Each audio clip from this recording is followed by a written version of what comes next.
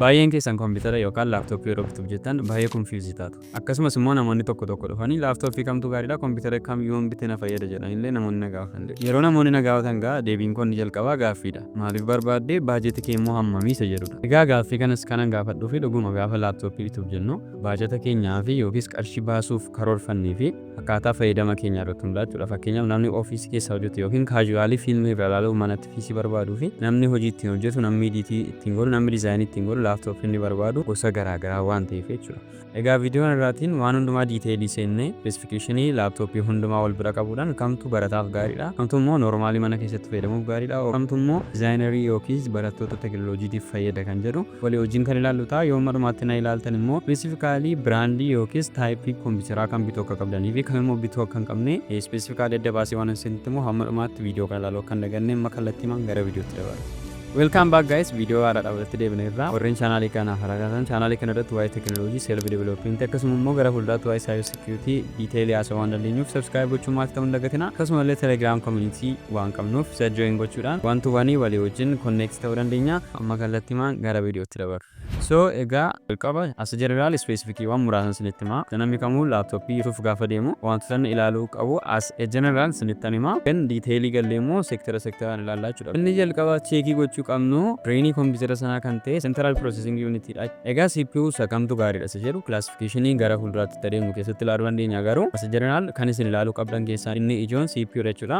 Difference isaa yeroo fi CPU'n i3 dha kaasee ni jira, akkasumas Ryzen 3 dha kaasee ni jira. Biraa wanti isin dogoggoruun qabne sitti generationii fi koorii dha jechuudha. Koorii generationii caalchisuun qabdan maaliif jennaan namoonni baay'ee yeroo tokko generationii latest ta'e kan core i3 or i5 qabu dhiisanii generationii old koorii guddaa kan qabu filatu jechuudha. Inni kun immoo baay'ee dogoggora guddaadha. Maaliif jennaan yeroo generationii old filachaa deemnu wantoonni latest isaan teekinooloojiiwwan dhiyeenya dhufanii kompiitara sana irratti argannu akkasumallee proficiency isaa gadi bu'aa deemaa jechuudha. Egaa specification inni taanu fi inni baay'ee barbaachisaa ta'e immoo raamii isaadha jechuudha. Inni lammaffaan akkuma beekamu storage isaadha. Storage yeroo jennu taayipii lama jiran jalqabaa SSD dha, inni taan immoo HDD dha. Yeroo baay'ee biyya keenya keessatti kan beekamaa ta'ee fi kan namoonni baay'een fayyadaman hard diskii seenudha HDD sanadha. Inni immoo maybe cheap haa ta'u iyyuu malee amma sana faastimee jechuudha. Kanaaf iyyuu yeroo bittan amma sanii danda'ametti HDD irra SSD yoo filattan baay'ee gaariidha jechuudha. Inni taan immoo gaamma Ethiopiyaa keessa yerootti kan hunduma keenya yaachisu baatirii heelzii dha jechuudha. Egaa as general erga kana jennee immoo detailii barataadhaaf hojjetaadhaaf dizaayinerii editeeriidhaaf kamtu taasise yeroo classify goonee walii wajjin ilaallaa jechuudha. Egaa jalqaba kana barattoota irraa kaana. Egaa barattoota mateeyyuu barattoota gosa hedduutu jiraniire fakkeenyaaf barattoonni warri nan teekinooloojii ta'anii fakkeenyaaf warra akka meedikaal iskuulii, loo iskuulii wantoota teekinooloojii hojii waliin qabanne warreen baratanii jechuudha. Isaan kun egaa gabaabumatti kompiitara salphaatu isaan barbaachisa jechuudha. CPU irra yookaan CPU i3 yookiis Ryzen 3 yoo argatan gaadha jechuudha. Kan isaan hojjetan yoo baay'ate zoom koolii, essay writing waan akkasii browsing dha fayyadaman ta'e i3 sirriitti gahaadha jechuudha. Inni taan immoo raamiidha. Raamiin immoo fooriin illee ni gaa garuu mostly kanan sirriitti recommend godhu 80 yoo ta'e gaariidha. Inni taan immoo baatiriidha. Yeroo baay'ee laayibireerii keessatti waan dabarsanii baatanii kilaasii deemuu waan jiruuf at least sa'aatii 4 kan isin fayyadamsiisu yoo ta'e gaariidha. Kanaaf iyyuu isa kana konsiidarii gochuu qabdu jechuudha. Isin gaa kan isin fookasii gochuu qabdan more of functionii isaatu hin taane baatirii isaa irrattidha jechuudha. Kanaaf egaa isin kompiitaroota specification akkasii qaban qarshii 1800 hanga 45 tti normally argachuu dandeessu jechuudha.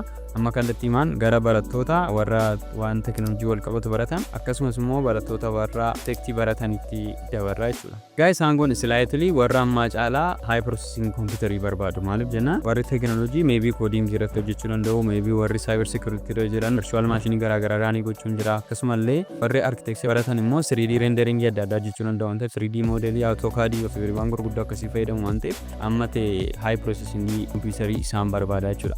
Minimum CPU isaanii i5 fi Ryzen 5 yoo ta'e gaariidha. Raamii yoo xiqqaate 8 fi isaa ol jechuudha. Mostly kana recommend isin godhu raamii 16 yookiin 8 ta'e kan upgrade ta'uu danda'u yoo argattan baay'ee gaariidha jechuudha. Inni taan immoo storage dha. Storagein keessan minimum 256 or 500 SSD of keessaa qabate baay'ee gaariidha.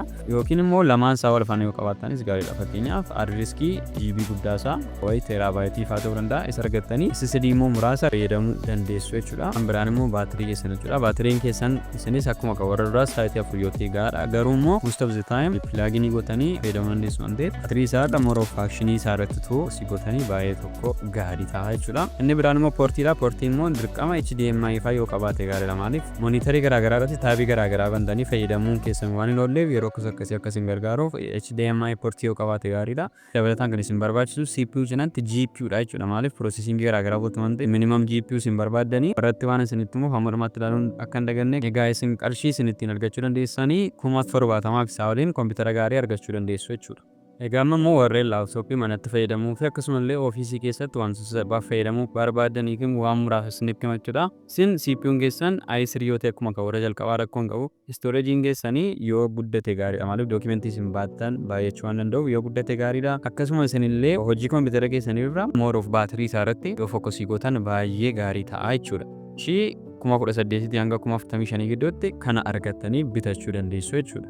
Egaa dhumarratti immoo kan editerotaa fi graphics designerotaaf ta'umsa itti agarsiisa jechuudha. Garuu warra professionaalatu hin taane warra xiqqoo reefuu hojiitti seentanii koompitara gaariin isin barbaachiseef isinitti himaa jechuudha. CPU'n keessan Core i5 fi aga i7 yoo ta'e baay'ee filatamaadha. Akkasumas haamiin keessan immoo 16 haga 32 yoo ta'e gaariidha. Inni biraan immoo GPU qabaachuu qabdu jechuudha. Isinis gaafa renderingii garaagaraa 3D garaagaraa gaafa hojjettan baay'ee tokko waan isin barbaachisu. Inni biraan immoo isin sirriitti waan isin konsiderii gochuu qabdan iskiriinii isaadha jechuudha. Fakkeenyaaf yeroo color grade gootanii iskiriiniin keessan sirrii miftaanaan gaafa silkii irratti bo'u akka colorii biraan godhannee fi akka colorii isaa perfect isiniif ta'uuf iskiriinii konsiderii gochuu qabdu. Akkasumallee monitarii gaarii kan biraa fayyadamuu waan dandeessaniif poortii HDMI kan qabu bitachuu qabdu jechuudha. Egaa wanti biraa waan isin konsiderii gochuu qabdanii kiiboordii isaa fi tachi paadii isaadha jechuudha. Of course maawuzii fayyadamuu dandeessu. Garuu saayitii dheeraa irra waan ta'iniif waan booriing hin taane waan comfortable ta'e gaarii fudhachuu dandeessu. Plus gaming PC bittu yoo ta'e immoo more RGB light isaa irra bareedina isaa irra action isaa irratti yoo xiyyeeffattan baay'ee gaariidha. Kompiitaroota specification akkasii qaban kan 70,000 fi isaa olitti argachuu dandeessu jechuudha. Egaa kompiitaroota kamtu gaariidha? Kamiin bituu qaba seera immoo diiteeliiwwan amman tarreessaa turetti dabalataan kan jiranii fi wantoota hedduu qabatee PDF qopheessee maateriyaaliin telegiraamii korraa waan jiruuf achirraa buustanii kamiin bituu qaba seeru gatii isaa wajjin linkii onlaayinii bituu yoo barbaaddan illee linkii isaa wajjin jira waan ta'eef telegiraamii irra seentanii ilaaluu dandeessu. Graafiksii kamtu na fayyada, CPU akkamitti gaariidha, kan kompiitaraa kamtu gaariidha kan jiru hundi isaa jira waan ta'eef cheekii gochuun dagatina.